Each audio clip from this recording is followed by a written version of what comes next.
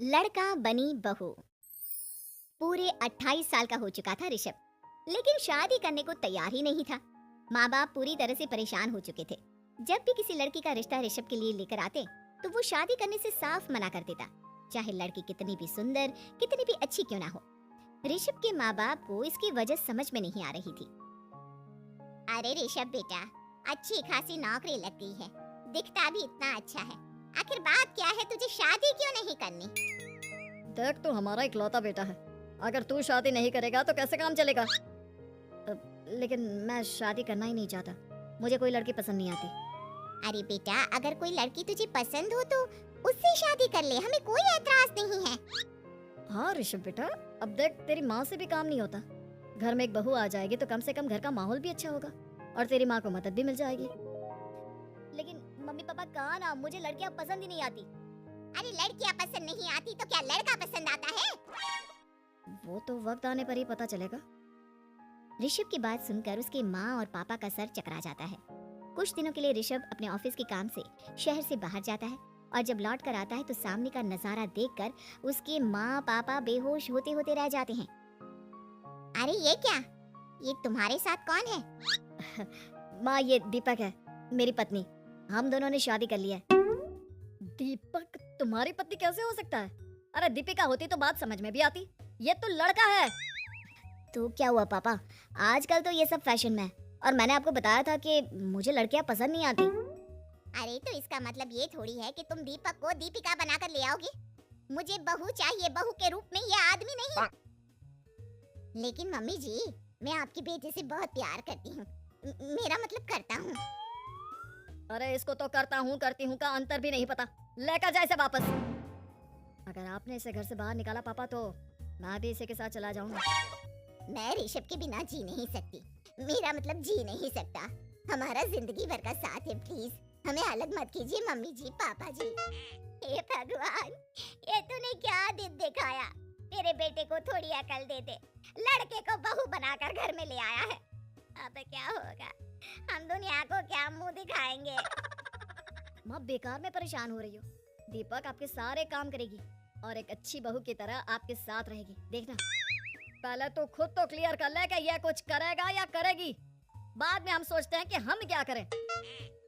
बहू के आने के बाद क्या कहते हैं, मुंह दिखाई की रस्म, तो आप भी वही कर लीजिए।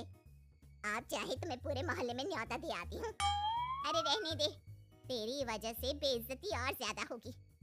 आई बड़ी, अब मेरा मतलब है आया बड़ा न्योता देने वाला। अगले दिन सुबह के वक्त दीपक बड़ी नजाकत से चलता हुआ सबके लिए चाय बनाकर सुबह सुबह बालकनी में आ जाता है। प्रणाम मम्मी जी, प्रणाम पापा जी। ये देखिए, चाय बिल्कुल आपकी पसंद की है। मुझे ऋषभ ने सब कुछ बता दिया था कि आपको क्या क्या पसंद है। हे भगवान, ये सब क्या हो रहा है? ये क्या नौटंकी है? नौटंकी कहाँ है? माँ देखिए तो, मेरा दीपक आपका कितना ख्याल रख रहा है। लाओ, अब जो भी है जैसे भी है, चाय पियेंगे ही सही। थोड़ी देर के बाद, वैसे दीपक, चाय तो तुमने बहुत अच्छी बनाई है, चलो कुछ तो अच्छा हुआ। अगले दिन, अजी सुनते हैं, आज पैरों में बड़ा दर्द हो रहा है, लग रहा है घुटनों में फिर से कुछ न कुछ प्रॉब्लम हो रही है।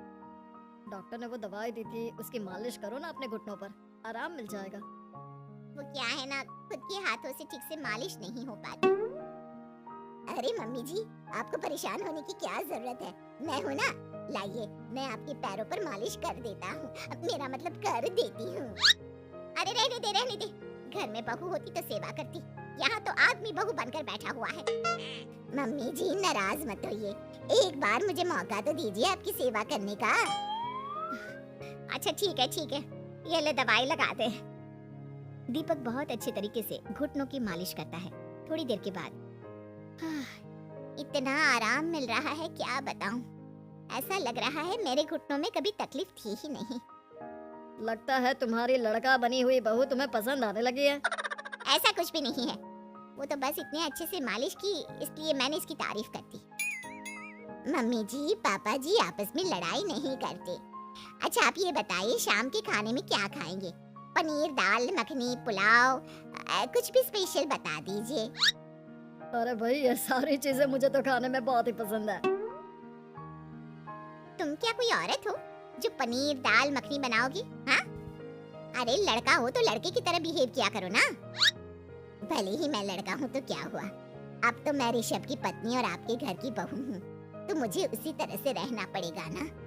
अच्छा ठीक है, जो तुम्हें पसंद है बना लो।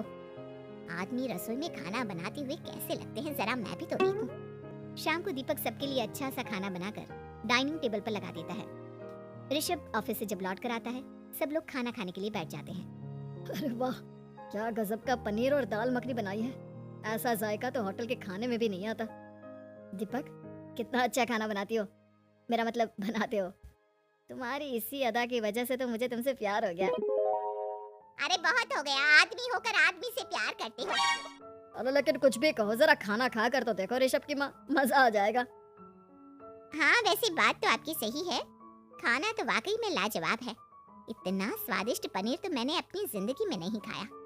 कितना अच्छा होता अगर ये दीपिका होती।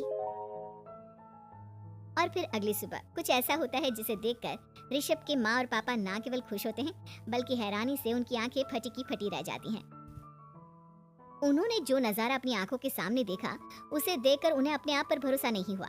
सुबह का वक्त था, सब लोग बालकनी में बैठकर सुबह की चाय का इंतजार कर रहे थे। तभी रसोई में से एक बहुत ही खूबसूरत लड़की, जिसके लंबे लंबे बाल थे और जिसने साड़ी पहनी हुई थी, हाथ में चाय की ट्रे लेकर वहाँ आती है। अरे ये कौन है? रातों रात हमारा लड़की बहू बन गया क्या? मुझे लगता है कोई सपना देख रहा है। इतनी सुंदर बहू तो हमने सपने में भी नहीं देखी। देखा माँ, जादू हो गया जादू। अरे लेकिन ये है कौन? तुम्हारा वो आदमी वाला पत्नी कहाँ चला गया? आपने मुझे पहचाना नहीं? मैं दीपक नहीं दीपिका हूँ। इतने दिन से लड़के के कपड़े पहनकर आपके घर में आपकी बहू बनी हुई थी। माँ, ये दीपक नहीं, दरअसल ये दीपिका थी, लेकिन इसे लड़कों की तरह रहने का शौक था और इसे लड़की की तरह रहना मंजूर नहीं था, इसलिए मैं इसे लड़के के रूप में आपकी बहू बनाकर यहाँ ले आया। तो फिर अचानक ये उसका हृदय परिवर्तन और रूप परिवर्तन कैसे हो गया? वो क्या है ना, मुझे बाद में एहसास हुआ कि आप लोग इस बात को लेकर बहुत दुखी हैं कि आपके बेटे ने एक लड़की के साथ शादी की है, इसलिए मैं अपने असली रूप में वापस आ गई। हमने कोई पुण्य कर्म किए होंगे जो तुम्हारी जैसा, मेरा मतलब तुम्हारे जैसी बहू मिली, इतनी खूबसूरत और इतना ख्याल रखने वाली।